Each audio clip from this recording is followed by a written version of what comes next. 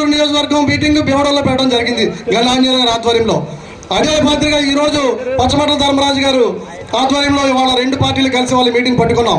ఇది రాష్ట్రానికే ఒక ముఖసూచికలాగా మనందరినీ కూడా ఒక ఆశయంగా తీసుకొని ప్రతి రాష్ట్రం అంతా కూడా మనం ప్రయాణం చేస్తూ ఉన్నారు.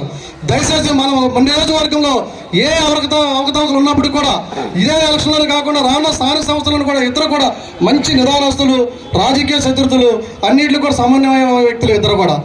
స్థానిక సంస్థల్లో కూడా అందరికి కూడా అనుకూలంగా ఒక ఎంపీటీసీలు కానివ్వండి, సర్పంచ్లే కానివ్వండి, ఏ జడ్పీటీసీలు కానివ్వండి, ఏమైనా కూడా సమానంగా వాళ్ళిద్దరూ కూడా న్యాయం చేస్తారని మనస్ఫూర్తిగా మనం నమ్మి కలిసి ప్రయాణం చేయాల్సిన బాధ్యత మనందరం మీకు సమానంగా తెలియపరుస్తా ఉన్నా.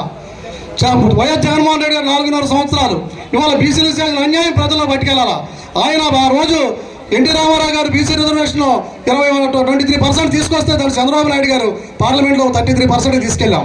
ఈ రోజు జగన్మోహన్ రెడ్డి గారు ఎక్కిన తర్వాత 33 నుంచి 20% చేసేస్తాడు.